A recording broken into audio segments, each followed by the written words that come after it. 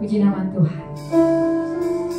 Shalom, selamat pagi saudara yang terkasih dalam Tuhan Yesus Kristus. Kita bersuka cita pagi hari ini saya dan saudara boleh ada di tempat ini. Bukan satu kebetulan atau ini hari Minggu, satu rutinitas, tapi kita percaya bahwa inilah yang Tuhan mau. Ketika Tuhan telah menetapkan harinya di mana kita berkumpul, kita boleh datang bersama-sama menjadi kesaksian bagi seluruh dunia bahwa kita anak-anak Tuhan, anak-anak Raja, anak yang percaya, dan kita orang-orang yang berkemenangan. Haleluya, puji nama Tuhan. Siapkan hati dan pikiranmu, tinggalkan segala bebanmu, datang dan bilang terima kasih Tuhan Yesus untuk setiap hari-hari Tuhan telah Engkau berikan dalam hidup kami. Engkau yang meluputkan kami dari segala mara bahaya.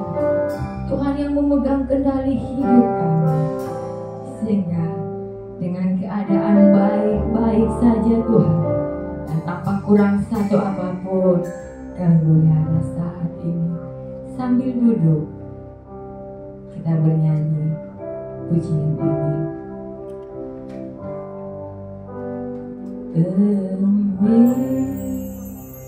Amazing grace, how sweet that sound that saved a wretch like me.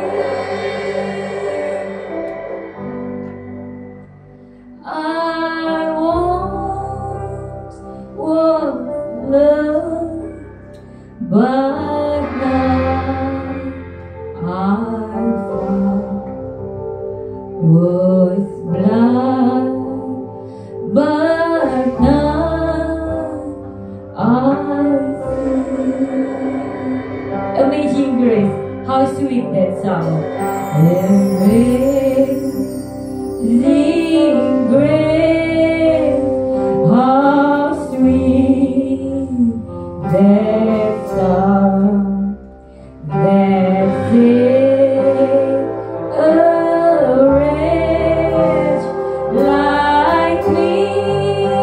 I once was lost, I once was lost, but now I'm found. Was blind, but now I see. Too many dangers, toils, and sin I have already gone.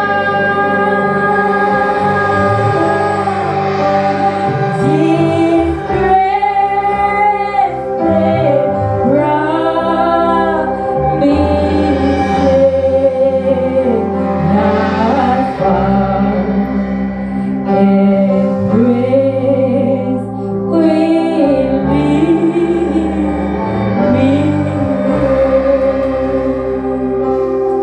Haleluya. Amin Tuhan Yesus. Terima kasih Tuhan Yesus. Terima kasih Allah yang hidup.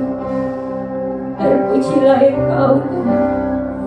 Amazing grace, oh amazing grace, amazing grace, amazing grace, amazing grace, amazing grace. Besar anugerah-Mu Tuhan, besar, besar, besar anugerah-Mu Tuhan, besar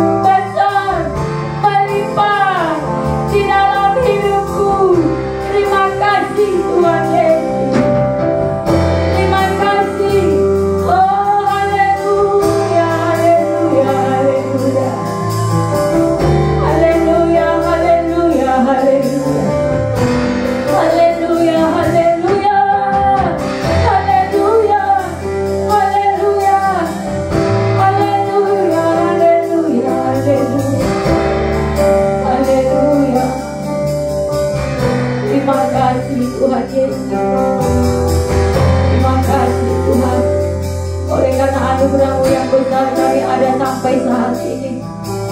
Oleh karena cinta-Mu Tuhan, kami boleh ada Tuhan di mana kami.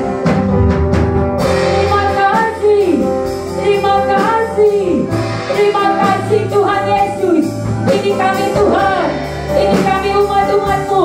Kami datang, kami bernyanyi, kami bawa puji-pujian kepada Tuhan. Oh, glory, glory, glory, glory, glory,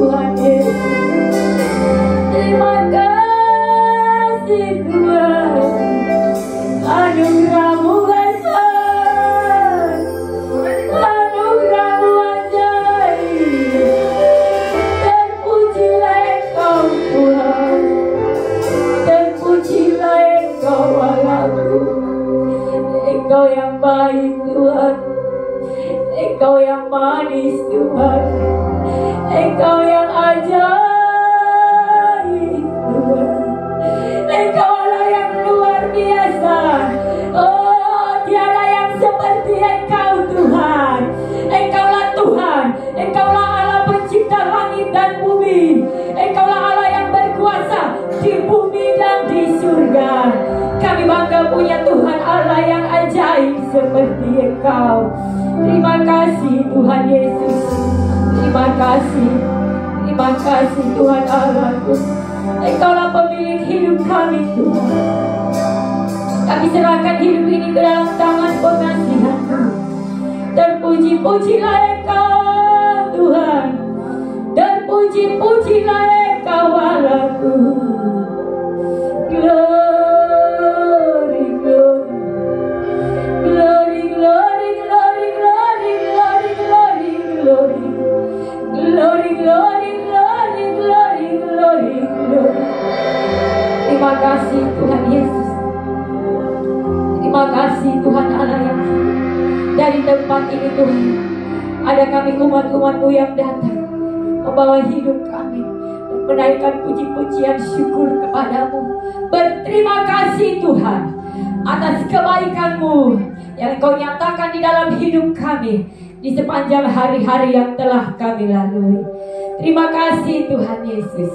Ini kami Tuhan, puji-pujian syukur kami bawa kepada Tuhan.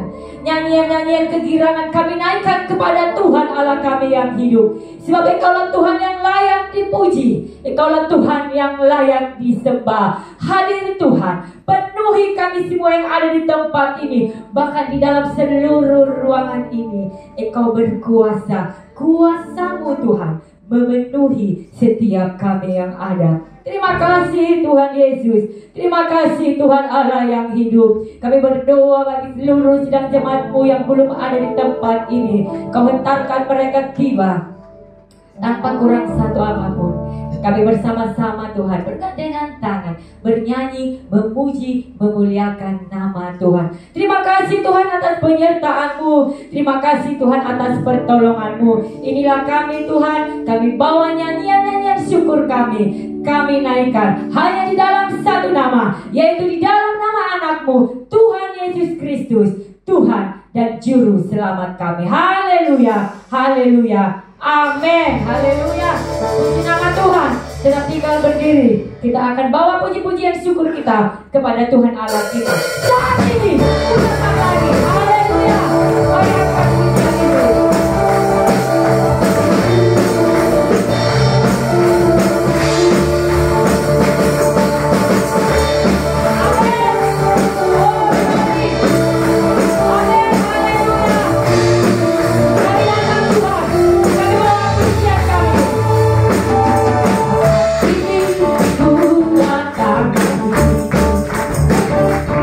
Kepada Tuhan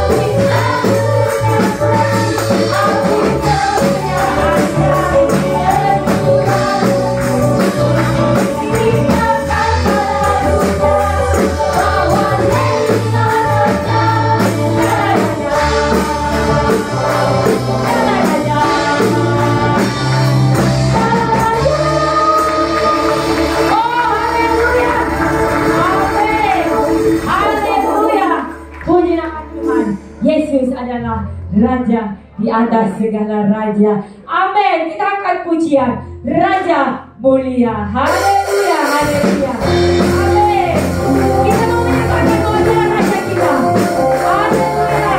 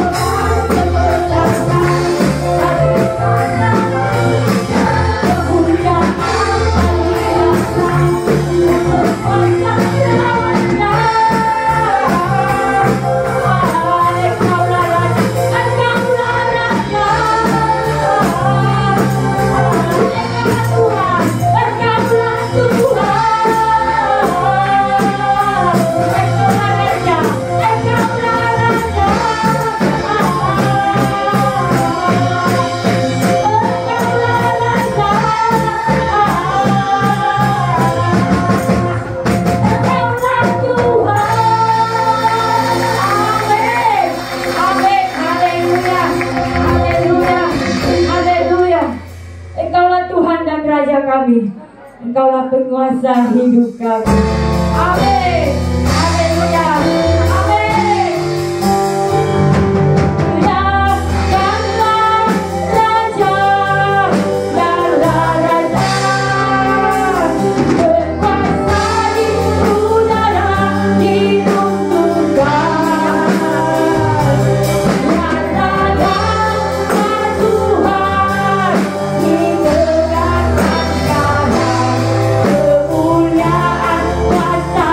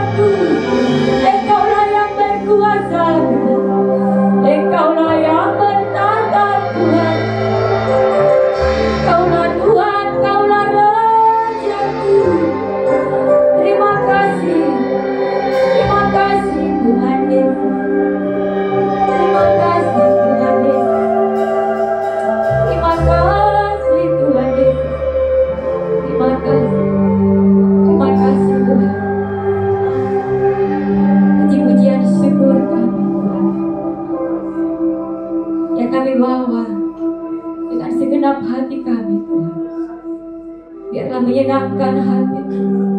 Puji-pujian syukur kami Tuhan yang kami naikkan saat ini. Biarlah Engkau tersenyum Tuhan, dan manis Kau dengar Tuhan setiap puji-pujian syukur kami. Terima kasih Tuhan Yesus. Tiba saatnya Tuhan kami akan dilawat oleh firman-Mu. Oh Tuhan Yesus,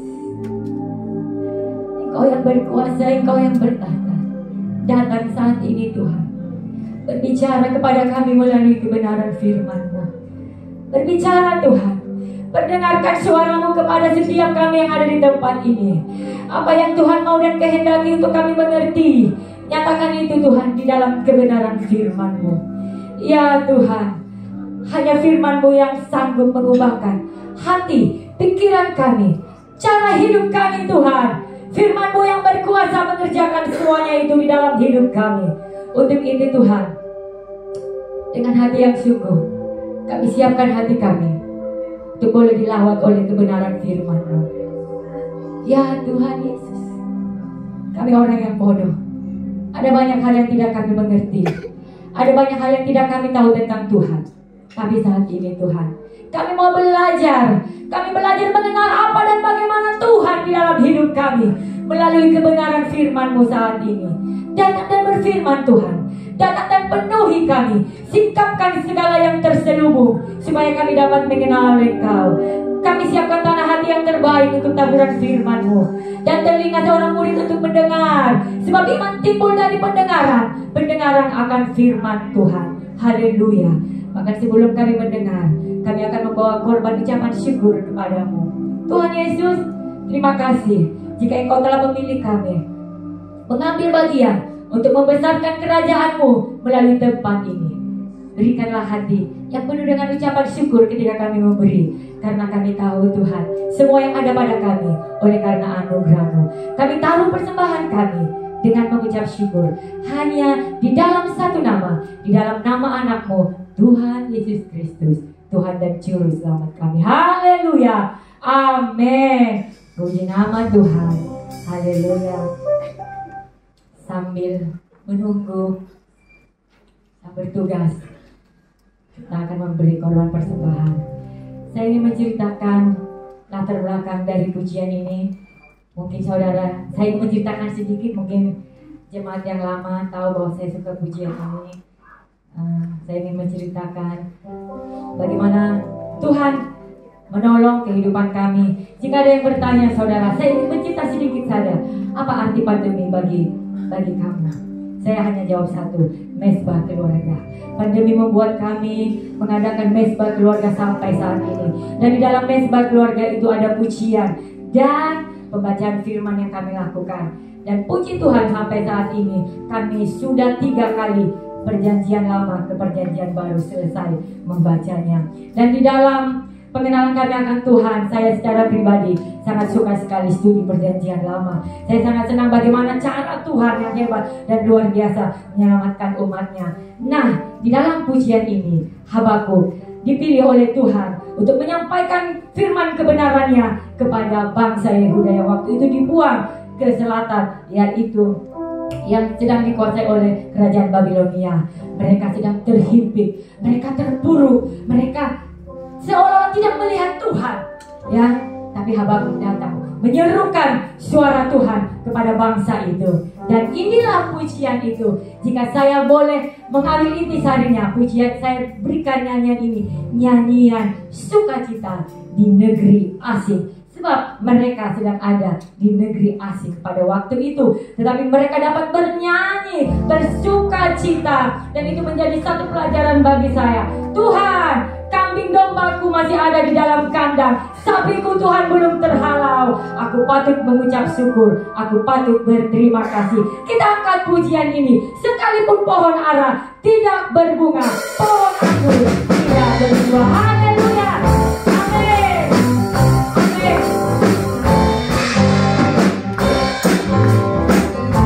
Haleluya.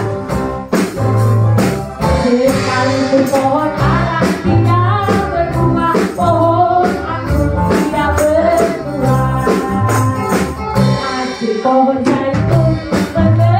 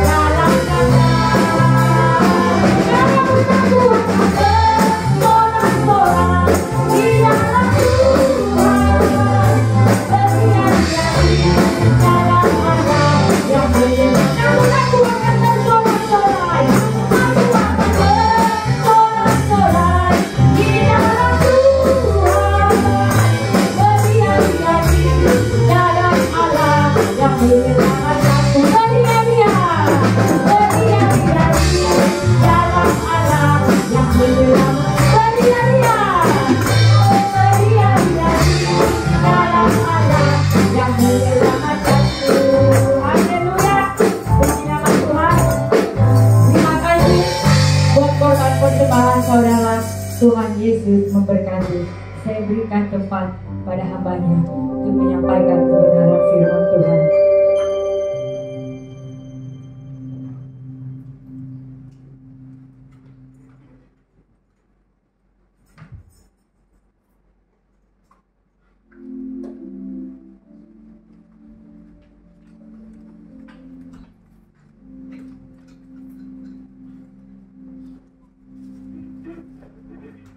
Haleluya.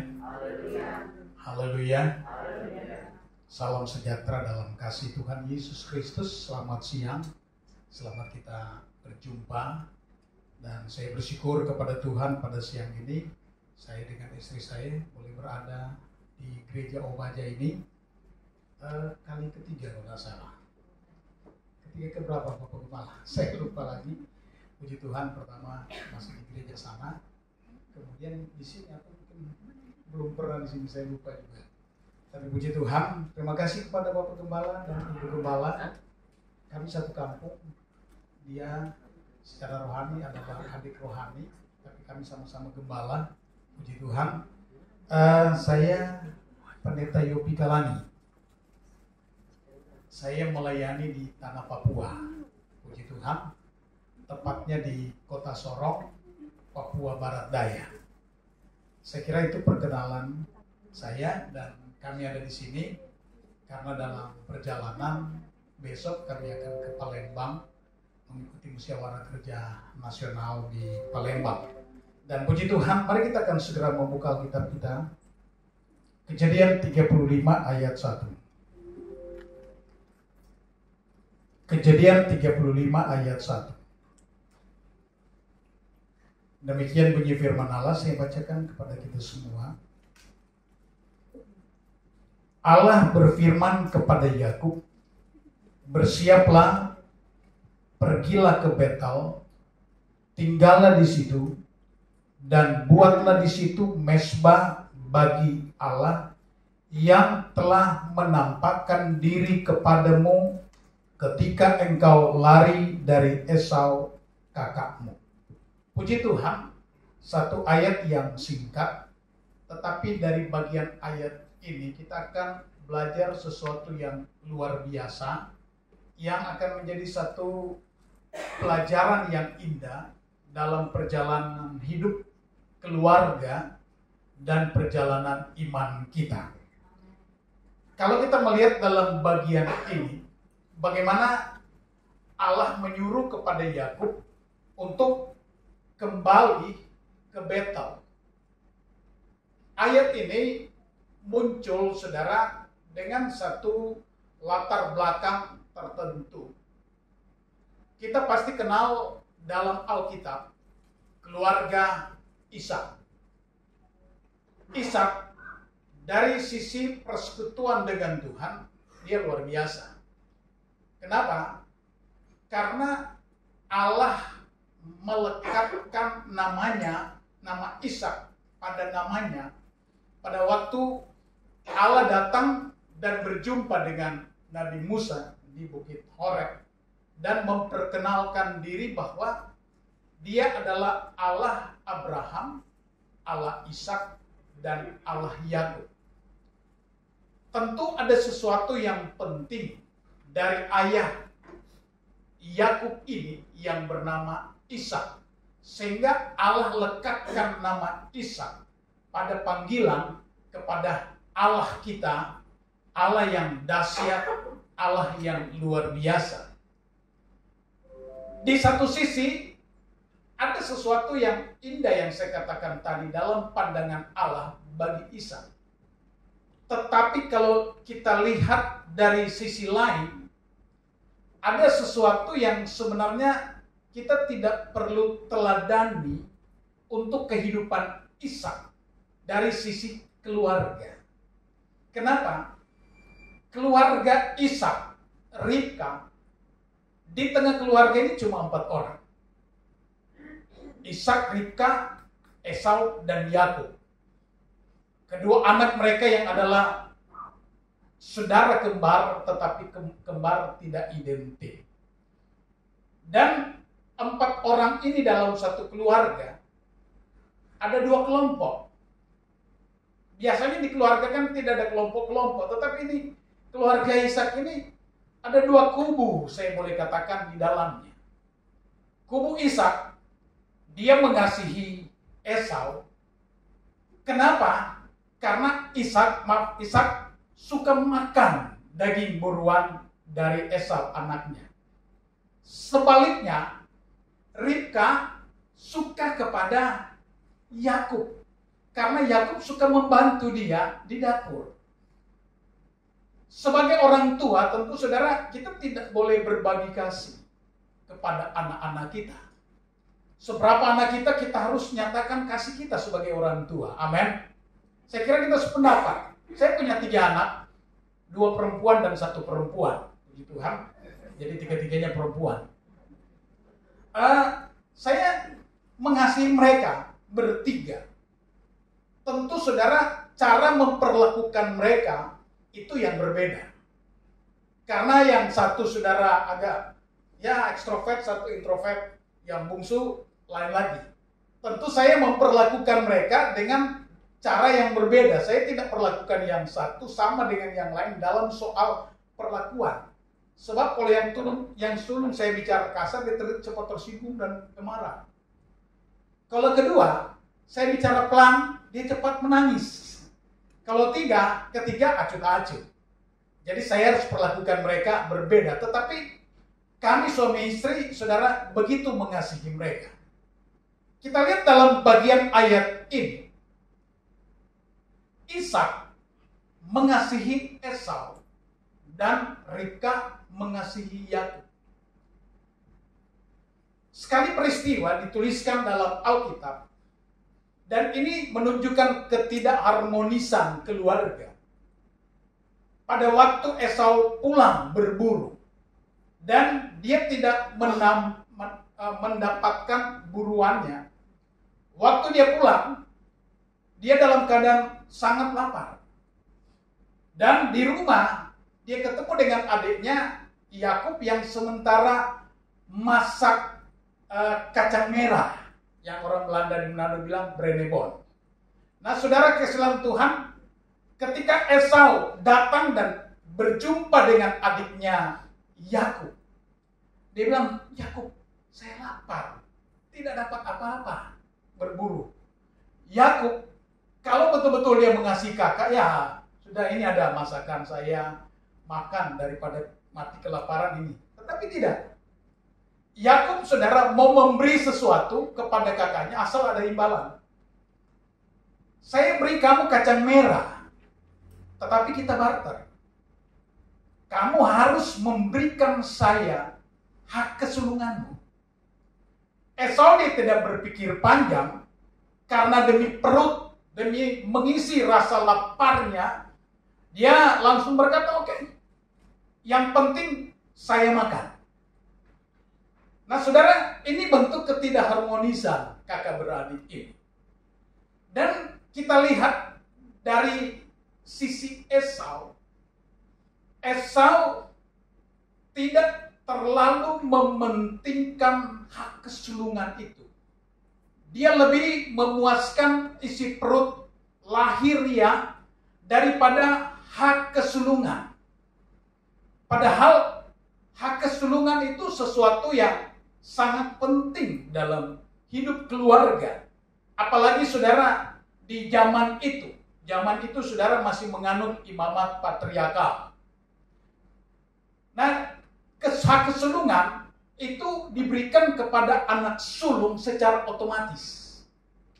Dan Esau sebagai anak sulung, dia punya hak untuk menikmati hak kesulungan itu. Pertama, hak kesulungan itu adalah memimpin ibadah dalam keluarga. Kalau ayahandanya tidak ada, maka yang memimpin ibadah dalam keluarga adalah anak sulung. Karena saya katakan tadi imamat patriarkal, saudara kepala rumah tangga adalah imam. Tetapi kalau kepala rumah tangga tidak ada, maka anak sulung yang akan memimpin rumah tangga, memimpin keluarga, memimpin ibadah kepada Tuhan. Yang kedua, hak dari anak sulung adalah apabila pembagian warisan, maka anak sulung itu mendapat 2 kali lipat dari warisan dari orang tua, lebih daripada adik-adiknya. Yang ketiga, untuk hak kesulungan itu sesuai dengan janji Allah kepada Abraham. Dan ini rata-rata pertama-tama diperoleh oleh anak sulung. Dituliskan dalam Kejadian 12, engkau akan menjadi berkat dan segalanya. Ini diabaikan oleh Esau demi sepiring kacang merah. Maka Alkitab berkata, saudara, di dalam Ibrani 12 ayat 16 begini, dituliskan begini. Ibrani 12 ayat 16. Janganlah ada orang yang menjadi cabul atau yang mempunyai nafsu yang rendah seperti Esau yang menjual hak kesulungannya untuk sepiring makanan. Apa yang dilakukan oleh Esau dicatat di dalam Alkitab bahwa ternyata Esau memiliki, disebutkan dalam ayat tadi, menjadi cabul dan mempunyai nafsu yang rendah. Seseorang yang lebih mementingkan jasmani daripada hal-hal yang rohani. Ini diibaratkan seperti Esau. Hal-hal yang rohani harus menjadi sesuatu yang prioritas dalam hidup. Amin. Ada orang? Haleluya. Puji Tuhan. Ini harus menjadi prioritas dalam hidup. Alkitab berkata, carilah dahulu kerajaan Allah dan kebenaran, maka yang lain-lain itu akan diberikan kepadamu. Yang lain-lain itu, saudara, itu sepiring kacang merah. Lain-lain itu hal-hal yang lain yang bersifat lahiriah, saudara, jabatan dan berbagai usaha diberkati Tuhan. Tuhan akan tambahkan, tetapi engkau harus prioritaskan Tuhan. Jangan seperti Esau yang memiliki nafsu yang rendah karena mengabaikan hak kesulungan. Dan ini, saudara, yang terjadi karena Esau mengabaikan hak kesulungan. Pada waktu Ishak berusia tua, hak kesulungan itu tentu walaupun sudah dijual dan diganti dengan kacang merah oleh Yakub, tidak secara otomatis hak kesulungan itu diperoleh oleh Yakub. Itu didapatkan pada waktu orang tuanya sudah tua dan sudah hampir meninggal, dan dia harus tumpangkan tangan kepada anak yang sulung. Maka hak kesulungan itu tertransfer, akan dimiliki oleh anak sulung dalam bentuk berkat-berkat Allah yang luar biasa dan dengan hal-hal yang saya sebutkan tadi. Sebab itu ketika Ishak tua, dia panggil anaknya Esau dengan pesan, papamu sudah tua. Kalau boleh, sekarang ini juga hak kesulunganmu aku akan berikan lewat penumpangan tangan. Tetapi engkau harus berburu, kemudian kamu olah hasil buruanmu dan sajikan kepada saya. Dan saat itu aku akan memberkati engkau dan memberikan segala hak kesulungan yang memang dimiliki oleh Esau karena dia anak yang sulung. Rupanya apa yang disampaikan oleh Ishak didengar oleh sang ibu. Sang ibu kemudian, saudara, mengatur satu strategi di sini. Ada ya konspirasi lah, saya boleh katakan, untuk Ribka dan Yakub, bahwa kita rampas hak kesulungan itu dari Esau. Sebelum dia pulang membawa hasil buruan dan papamu Ishak memberkati kakakmu Esau, kita harus ambil hak kesulungan itu. Tetapi Yakub berpikir tidak mungkin. Tidak mungkin. Ribka bilang sabar. Dia yang atur strategi dengan sebuah rekayasa, pengaturan begitu rupa, saudara. Dan ada alasan bagi Ribka.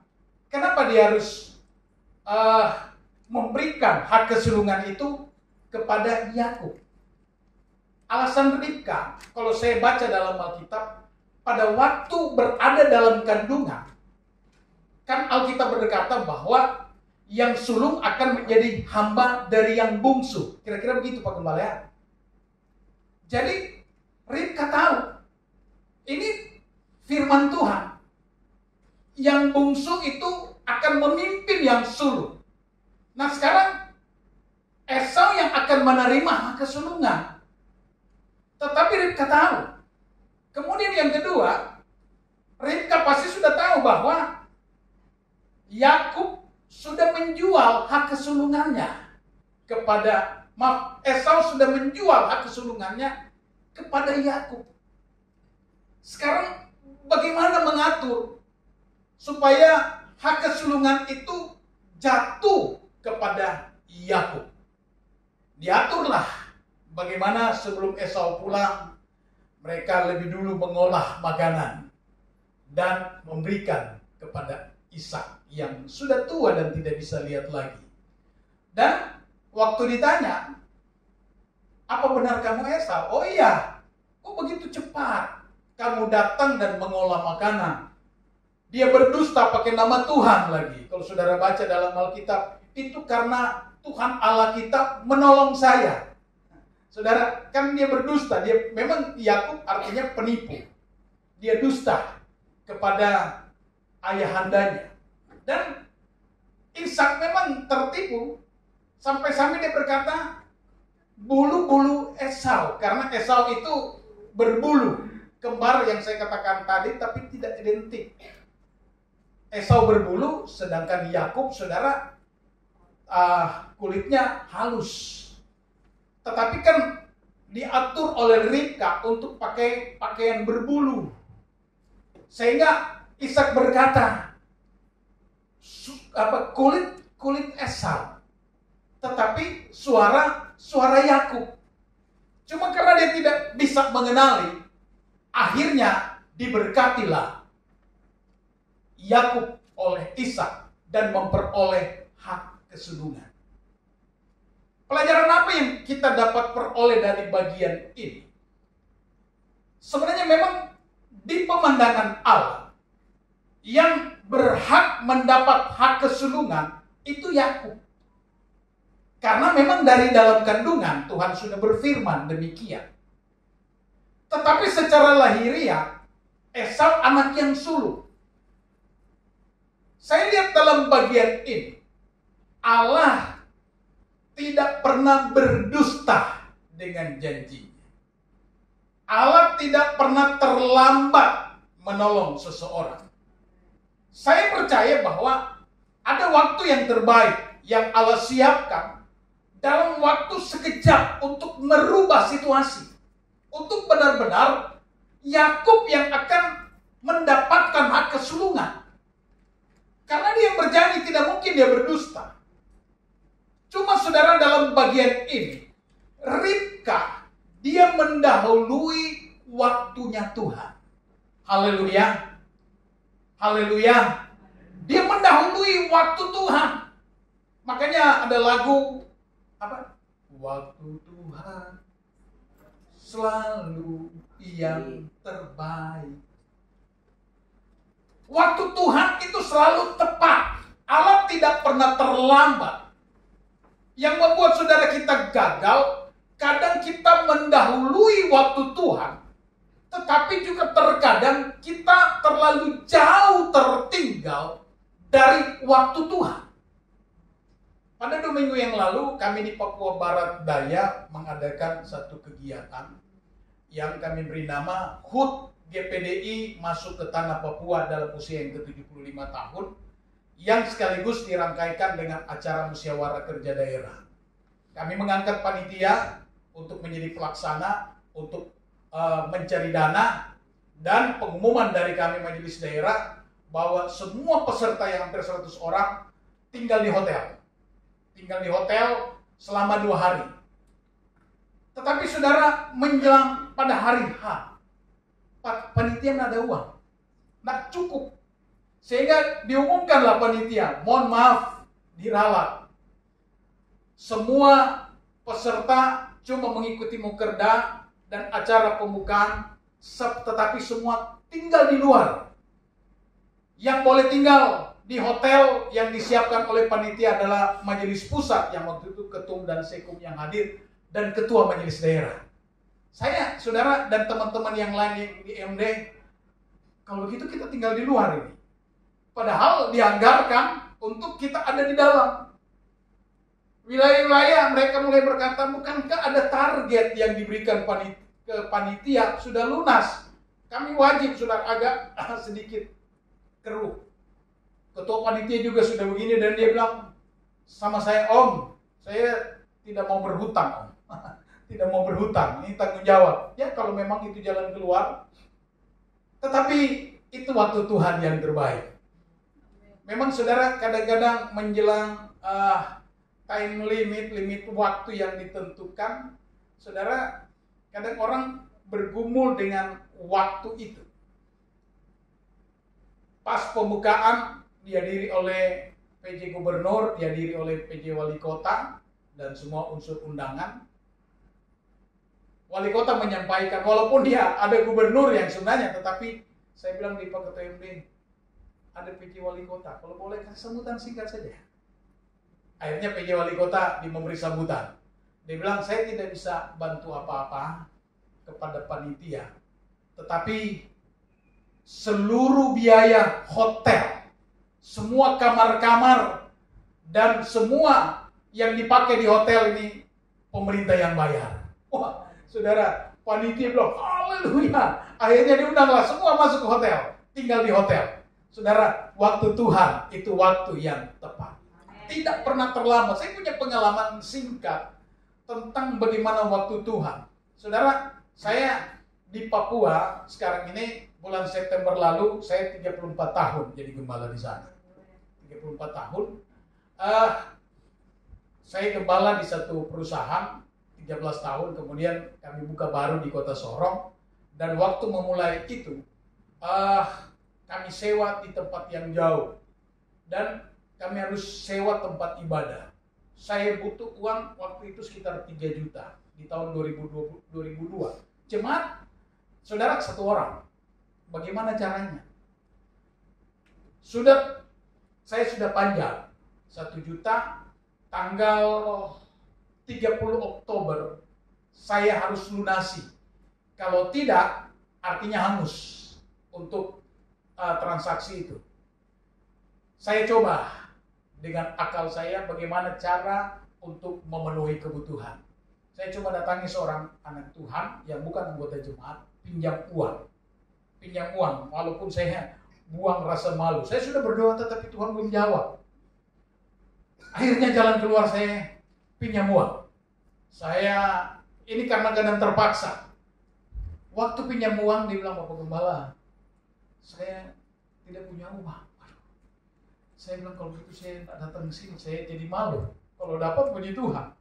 Ini tidak dapat karena memang keadaan. Akhirnya saudara, sudah tinggal 1 hari. Tuhan, tolong. Ada penginjil dari Amerika yang orang Langoan. Dia menginjil di Sorong dan dia pindah-pindah gereja. Waktu dia tantang, siapa yang punya pergumulan, nanti didoakan oleh hamba-hamba Tuhan. Biasanya kan kami gembala-gembala tumpangkan tangan. Sekarang saya maju. Kami suami istri maju berdoa. Karena besok ini hangus 1 juta. Waktu itu sekarang juga masih banyak. Tapi waktu itu 1 juta kami tidak punya jemaat. Cuma 2 orang waktu itu. Bagaimana caranya? Kami berdoa. Besoknya tanggal 29, tinggal 2 hari maksud saya. 29. Ibadah lagi. Saudara. Pas ibadah di satu tempat dengan penginjil yang sama. Tiba-tiba ada seseorang memberikan saya 1 amplop coklat. Saya pikir, ini pasti berkat Tuhan. Saudara tahu, sebelum ibadah saya pura-pura ke kamar kecil, mau kencing, padahal saya mau buka amplop itu. Pas saya buka, 5 juta.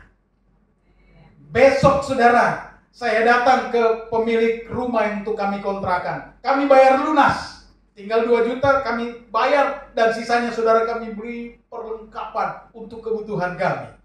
Allah tidak pernah terlambat menolong kita. Nah, kita lihat dalam bagian ini bagaimana saudara, khususnya dalam firman Tuhan yang telah kita baca tadi, Allah menyuruh Yakub untuk kembali ke Betel. Kenapa Allah suruh kembali ke Betel? Dia baru pulang saudara dari tempat di mana saudara dia bekerja di sana. Dan kita lihat bagaimana Yakub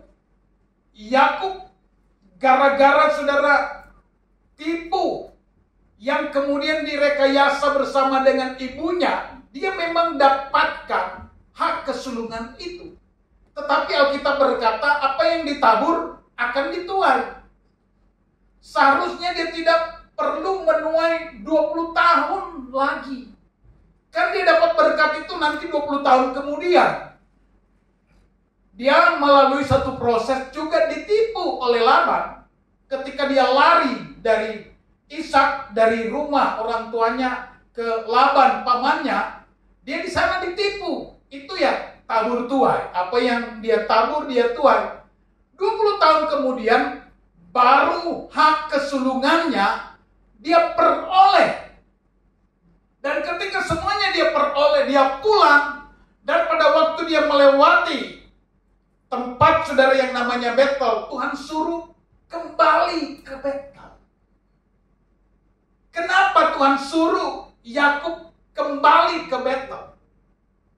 Ada sesuatu yang penting dalam bagian ini, supaya Yakub memahami bahwa ketika dia pulang dari pamannya Laban dengan membawa berkat yang luar biasa, dia pergi dengan tangan yang kosong.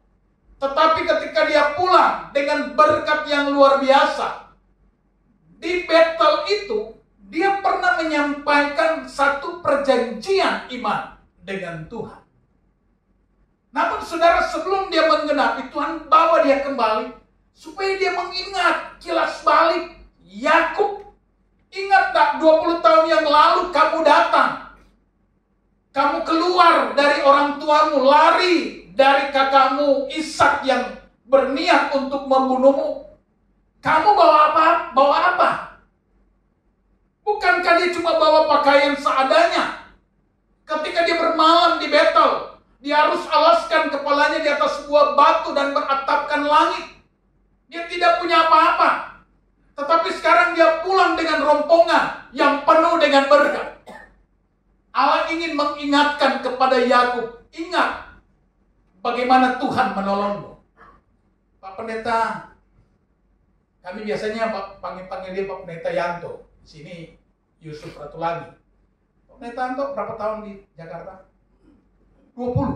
Oh, hampir sama dengan Yakub yang lari dulu ya. Saudara, waktu datang di Jakarta dulu, Pak Pendeta bawa apa di Jakarta? Bawa istri, bawa 2 anak. Iya ya, baru sudah 2 anak ya. Jadi 4 orang. Oh, sudah 3. Jadi 5. Sekarang sudah berapa orang? 9. Dulu ada bawa oto di sini, bawa mobil? Enggak kan? Tetapi sekarang, wah, luar biasa. Coba saudara renungkan. 20 tahun yang lalu, saudara barangkali suami istri makan sepiring. Karena memang mungkin tidak ada apa-apa, kecuali memang lahir dari keluarga kaya, puji Tuhan. Tetapi kalau kita renungkan, saudara, waktu yang lalu, kita ini siapa? Ayat ini saya suka renungkan. 34 tahun lalu saya datang ke Sorong. Saya cuma bawa koper 1 dengan 2 celana dan 2 baju. 1 dasi. Saya ingat. Itu 34 tahun yang lalu. Berat badan waktu itu 50 kg. Sekarang 80 kilogram. Puji Tuhan.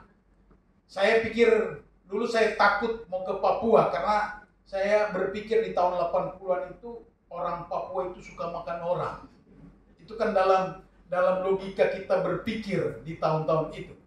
Sampai sekarang juga kadang masih pikir Papua itu apa aman. Memang ada perang, tetapi itu kan di pegunungan sana. Datang di Sorong, apa aman enggak? 2 bulan yang lalu tim dari Singapura, mereka 16 orang datang, kemudian berkunjung di Sorong dan melayani di kami. Mereka saudara berpikir di Papua itu banyak nyamuk, malaria. Jadi mereka datang dengan segala peralatan obat gosok. Saudara, sampai di sana mereka bilang, kok tidak ada nyamuk ini. Dulu saya berpikir begitu. Di Papua suka makan orang. Ternyata di Papua justru kasih makan orang. Haleluya. Itu yang terjadi. Saudara, Allah ingin mengingatkan kepada Yakub. Kamu datang dulu, apa yang kamu bawa? Bertahun-tahun yang lalu, kamu ini siapa? Tetapi sekarang, ketika kamu sudah jadi orang, kita harus sadar dan ingat bahwa betapa Allah itu adalah Allah yang luar biasa. Walaupun memang Yakub keluar dengan dasar saudara karena dikejar dari hasil perbuatannya karena menipu, tetapi Allah kita adalah Allah yang maha kasih. Ketika seseorang datang memohon pengampunan Tuhan, Alkitab berkata, walaupun dosamu merah seperti kermisi, merah seperti kain kesumba, satu noda yang tidak dapat terhapus, tetapi dengan darah Yesus yang mahal, kita diputihkan seperti bulu domba dan seperti salju. Allah tidak mengingat masa lalu kita. Pada waktu kita datang kepada Tuhan dan bertobat, Dia tidak ingat apa yang dilakukan oleh Yakub yang menipu Ishak. Dan di Betel, Allah ingatkan kepada dia tentang bagaimana dia bermimpi dan melihat satu penglihatan. Ada anak tangga yang menghubungkan langit dan bumi. Malaikat Tuhan turun naik di anak tangga itu dan memberikan perjanjian kepada Yakub. Dan ketika Allah memberikan perjanjian, bagaimana Allah akan memberkati Yakub, ada beberapa bagian yang disampaikan oleh Ishak. Coba kita melihat di dalam Kejadian pasalnya yang ke-28.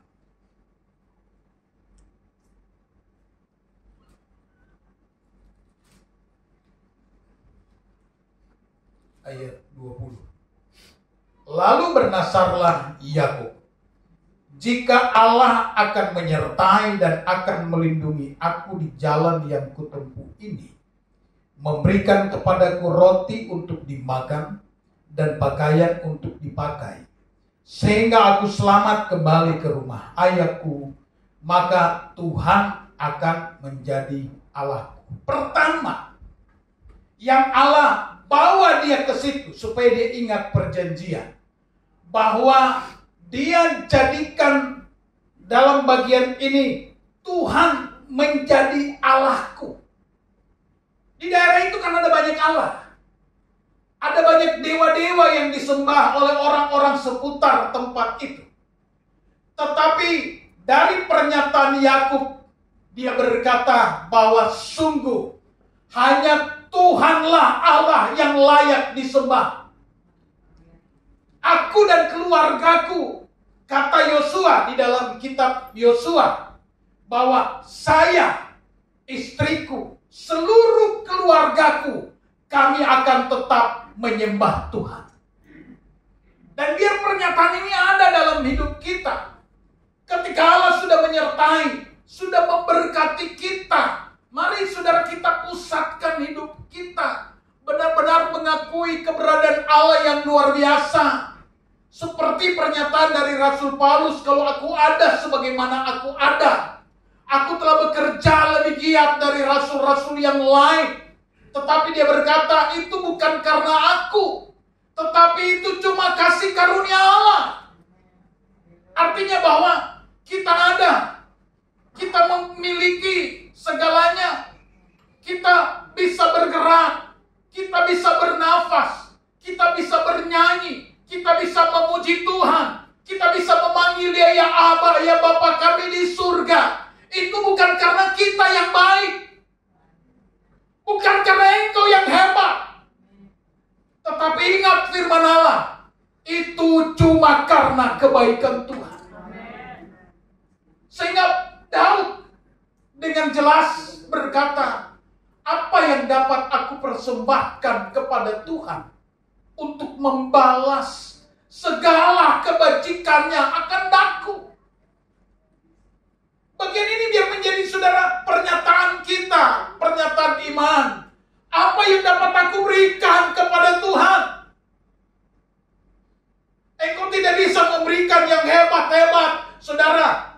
Karena apa yang engkau alami dan miliki, itu cuma karena Tuhan. Bukan karena kita yang hebat. Biar engkau kaya raya.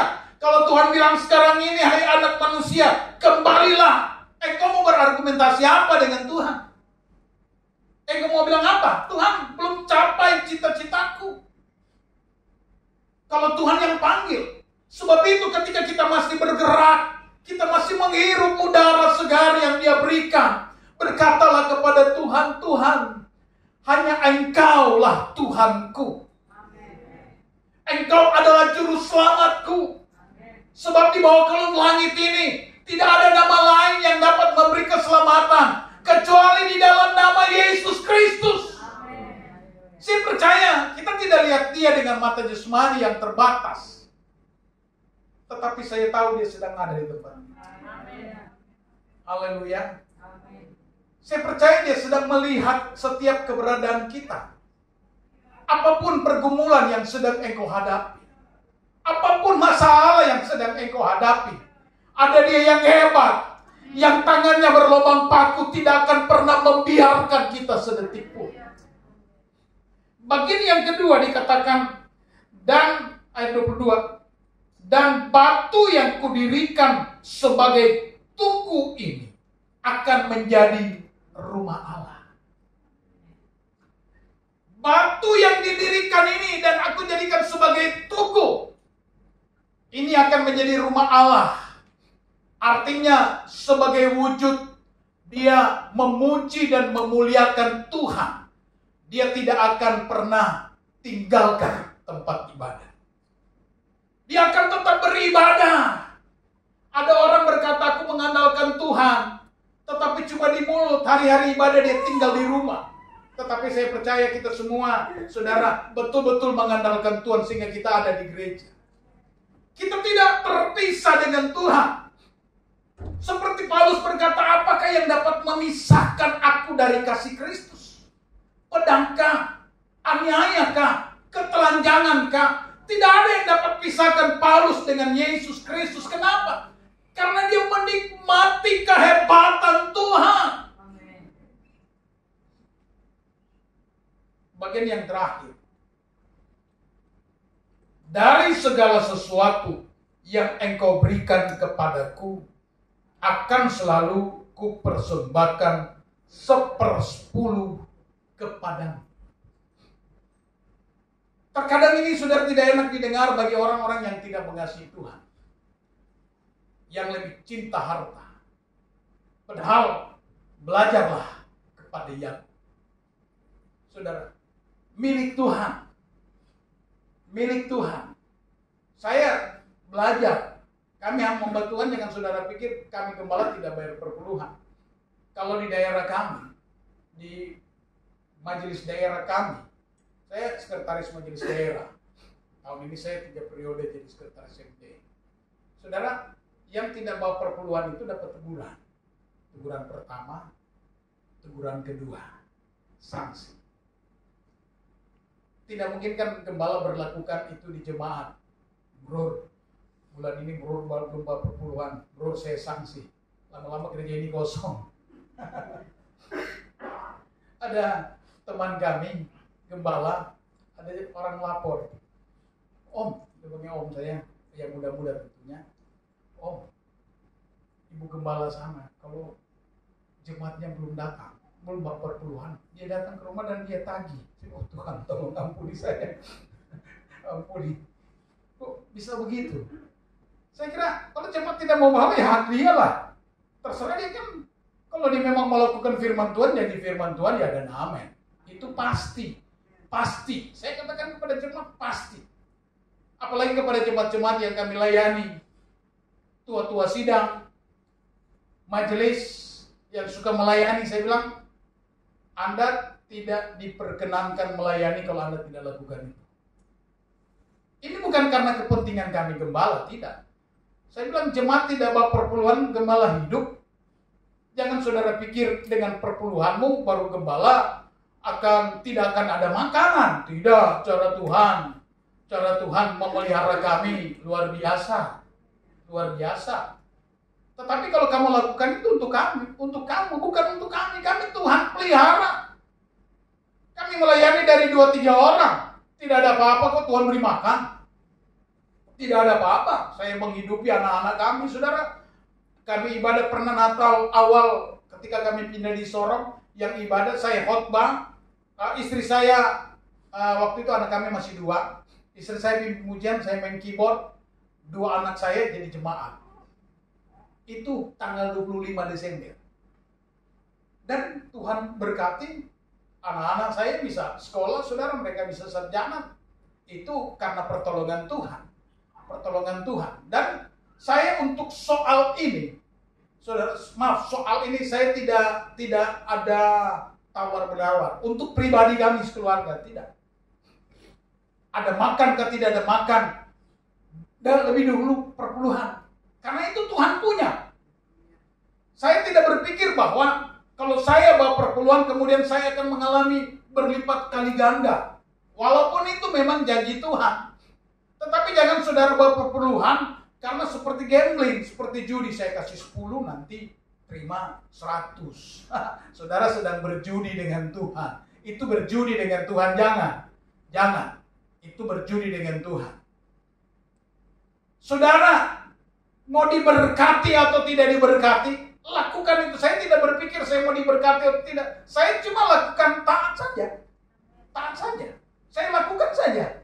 Tuhan mau berkati ke saya atau tidak, saya lakukan itu. Tetapi buktinya Tuhan pelihara kami. Tuhan berkati kami. Untuk perjalanan saudara kami coba ditanggung perjalanan dari Sorong ke Palembang. Saudara, perjalanannya itu 4 juta, 8 juta pulang pergi. Saya MD tanggung karena saya utusan. Istri saya bawa, ada uang. Wadah, puji Tuhan. Malah kami singgah di mana Ibu Gembala? Kemarin Mangga 2 lagi.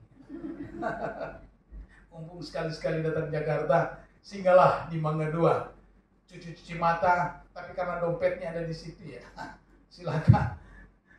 Orang bilang, biasanya suami-suami kalau sayang istri dia berikan hadiah besar kepada istri di hari tertentu. Saya bilang, saya tidak pernah memberikan hadiah kepada istri saya. Ya, saya mau berikan hadiah apa? Dompetnya ada di dia. Isi dompetnya ada di dia. Tidak mungkin saya minta sedikit ya, saya berikan hadiah. Dia mau beli hadiah apa, terserahlah dia. Terserah dia. Nah, saya sudah menyimpang jauh. Nah, saudara, kita melihat dalam bagian ini 3 bagian yang pernyataan Yakub dan Yakub lakukan dan Yakub semakin diberkati Tuhan. Dia beribadah kepada Tuhan, mengutamakan Tuhan, beribadah dan melakukan kebenaran firman. Dan dia mengalami berkat. Saya percaya setiap kita yang hadir, kita mau diberkati Tuhan. Haleluya. Haleluya. Mau diberkati Tuhan, coba lambaikan tangan. Puji Tuhan. Amin. Semua kita mau diberkati Tuhan. Apapun yang saudara sedang rencanakan, saudara sedang buat, Allah dari tempat yang maha tinggi, dia pasti saudara bukan mudah-mudahan. Karena saya mengalami, kalau saya cerita panjang, saya pernah 7 bulan sakit. Saudara, 7 bulan sakit itu pulang dari sini. Saya pulang 7 bulan sakit. Sakit saudara, 7 bulan dari berat badan waktu itu seperti sekarang 80, saudara tinggal 65, turun 15 kilo. gara-gara lambung. Saya tidak bisa makan, kalau makan pun saudara sedikit saja, tiap hari sakit terus. Harus saudara bawa saya ke rumah sakit Siloam di Manado, dikasih masuk selang saudara. Ini periksa, dikasih keluar, pulang juga tetap sakit. Saya mengalami titik terendah dari fisik saya. Sehingga saya pikir, Tuhan, kenapa hidup? Makan sudah tidak bisa. Makan sedikit. Orang Manado kan tahu makan pedis. Kalau dabu-dabu sambal itu tidak bisa terpisah. Tetapi sudah tahu sambal saya bawang dan tomat, tidak ada rica. Itu bukan sambal namanya. Saudara, itu yang saya nikmati. Saudara makan sedikit. Kalau jalan ngos-ngosan. Naik tangga kami di gereja waktu itu saya sekarang baru pindah di tempat baru. Naik tangga seperti ini, saudara, gereja kami ada di atas. 3 kali harus berhenti. Untung waktu itu pandemi, sehingga kami khotbah live streaming. Dan saudara jalan sebentar, capek. AC saudara di rumah kami AC 28 derajat. Itu bukan AC kalau 8 derajat. Tetapi mau tidak mau, pakai istri saya terpaksa saya harus tidur di luar. Dan kalau tidur di luar itu tidak bisa tidur terlentang. Harus bersandar, ngos-ngosan, capek. 7 bulan, terus menerus, sakit, karena sakit sama saja. Semua orang anjurkan minum ini. Pisang dikupas, kasih mahar saya sudah coba. Kunyitlah sudah coba. Madu ini, madu itu sudah coba. Saudara, sampai saya betul-betul menyerah. Saya bilang, Tuhan, cuma saya tidak bilang kepada istri saya. Saya bilang lebih baik ambil saja. Guna apa saya hidup? Semua normal. Kolesterol normal, asam urat, saudara, darah normal, semua normal. Cuma yang tidak normal ini tempat masuk makanan, lambung. Tetapi puji Tuhan, Allah kita hebat. Sekarang saya pulih dan sehat. Sekarang tinggal tahan-tahan supaya jangan tambah berat lagi. Tetapi kita melihat tentang kehebatan Allah. Makanya disuruh kembalilah. Engkau kan sudah punya pengalaman pertolongan Tuhan. Dan saya percaya seberapa kita yang ada. Mungkin pengalaman kita berbeda dengan pengalaman Yakub. Tetapi kita punya pengalaman yang berbeda-beda, punya pergumulan yang berbeda-beda. Tetapi Allah yang menolong Yakub adalah Allah yang sama yang hadir di tempat ini. Sekali lagi, Allah yang menyertai, Allah yang memberkati Yakub dan keluarganya adalah Allah yang sedang kita sembah dan dia sedang ada di tempat ini. Coba kita tundukkan kepala sebelum saya serahkan kepada Bapak Gembala. Arahkanlah pandangan imanmu hanya kepada satu pribadi yang luar biasa, pribadi yang hebat, yang Alkitab berkata bahwa kamu ditebus dari cara hidupmu yang diwariskan oleh nenek moyangmu. Bukan dengan barang yang fana, bukan dengan perak, bukan dengan emas, tetapi dengan darah yang mahal. Darah yang tertumpah di kayu salib di kepuncak Golgota. Darah itulah yang telah menghapus dosa saya dan saudara. Darah itulah yang telah menyucikan kita. Dia Allah yang hebat. Pernyataan dari Yakub, hanya Engkau adalah Tuhan Allah kami. Tidak ada yang lain yang patut dan layak untuk dimuliakan kecuali Tuhan yang pada saat ini kita panggil namanya yang kudus, bernama Yesus Kristus Tuhan, yang sekali kelak nama ini membuat setiap lutut akan bertelut dan semua lidah akan mengaku Yesus Kristus adalah Tuhan.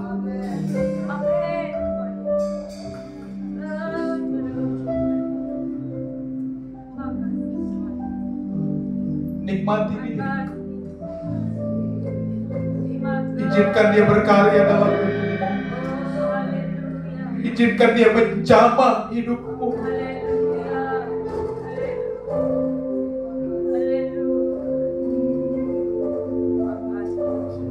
Terima kasih Roh Kudus. Engkau Roh Kudus sedang hadir di tempat ini. Engkau Roh Kudus sedang melawat kami. Tidak ada satupun yang Engkau akan izinkan pulang tidak menikmati perjumpaan denganmu. Dikala kita berjumpa dengan Tuhan, ada sesuatu yang luar biasa kita akan nikmati dalam hidup. Ketika kita jumpa dengan Tuhan, kita akan berjumpa dengan segala apa yang Dia janjikan bagi kita. Seorang perempuan yang sakit pendarahan 12 tahun, dia berkata, asal saja ku jumpai jubah, aku akan sembuh. Siang ini bukan sekedar jumpai jubah, tetapi pribadinya ada di tengah-tengah kita. Sekali lagi memang kita tidak melihat dia dengan mata jasmani kita yang terbatas, tetapi dia sedang ada di tempat ini. Dia sedang melihat setiap kita. Dia tahu engkau sedang bergumul dengan pergumulan pribadimu. Dan dia tahu juga siapa engkau. Dia tahu juga kelemahan kekuranganmu. Tetapi dia tetap mengasihi kita dengan kasih yang kekal. Siang ini Roh Kudus jamah kami. Angkat hatimu bagi Dia. Angkat hatimu bagi Dia. Kita jumpa dengan Allah yang menciptakan langit bumi dan segala isinya. Amin. Amin. Kita sembah Dia. Kita sembah Dia. Karena Dialah satu-satunya Tuhan yang hebat. Alkitab berkata, Dia yang adalah kaya rela menjadi miskin hanya untuk kita yang tidak ada apa-apa ini diperkaya di dalam Dia. Dia yang tidak berdosa dijadikan dosa hanya untuk membuat kita yang berdosa, yang telah kehilangan pengharapan, yang telah kehilangan kemuliaan Allah, dibenarkan oleh Tuhan lewat pengorbanannya yang luar biasa. Terima kasih. Dia sedang berkarya pada siang hari ini. Dia sedang menjamah saya dan saudara, sehingga kita pulang dari tempat ini tidak seperti pada waktu kita datang. Makasih Roh Kudus. Terima kasih Roh Kudus. Terima kasih. Engkau ada bersamaku di setiap musim. Serahkan kepada Bapa Kepala. Tak pernah kau biarkan ku sendiri.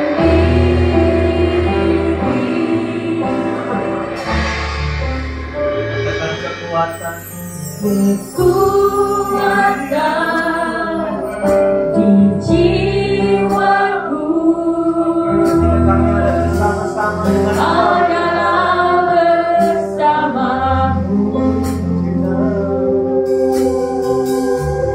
Tak pernah ku ragukan kasih-Mu.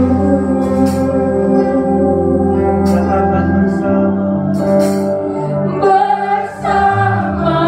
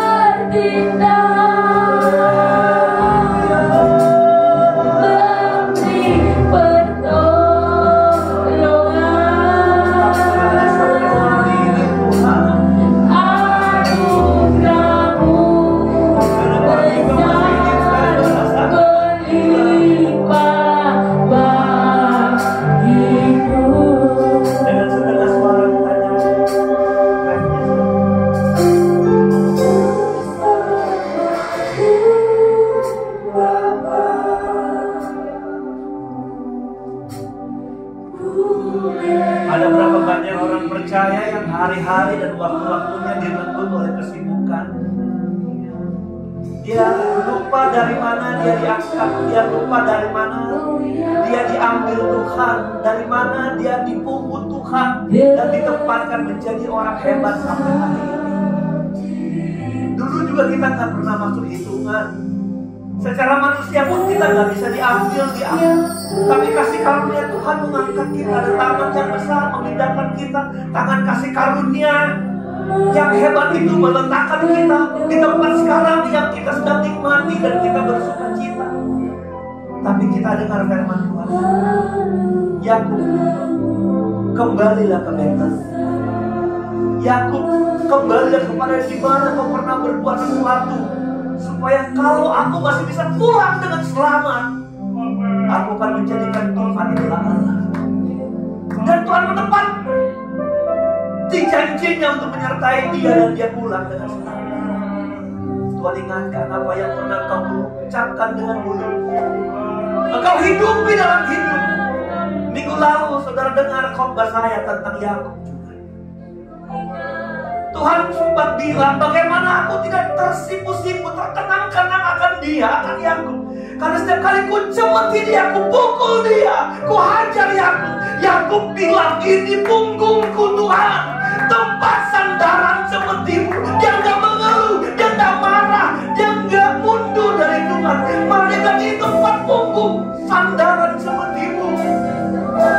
Jadilah seperti Yakub yang tidak pernah mundur, yang maju terus sampai dia diubah Tuhan menjadi orang hebat.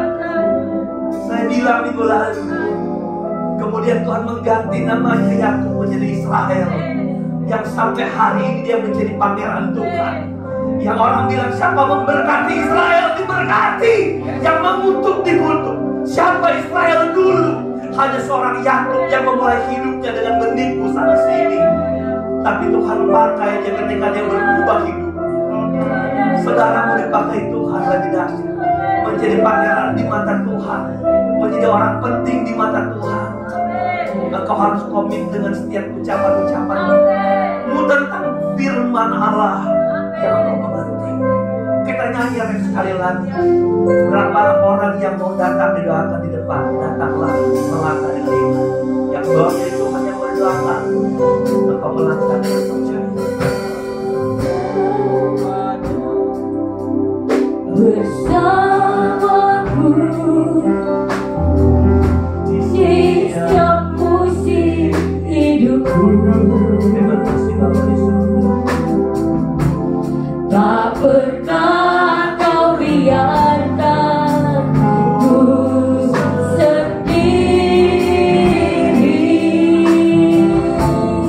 Haleluya.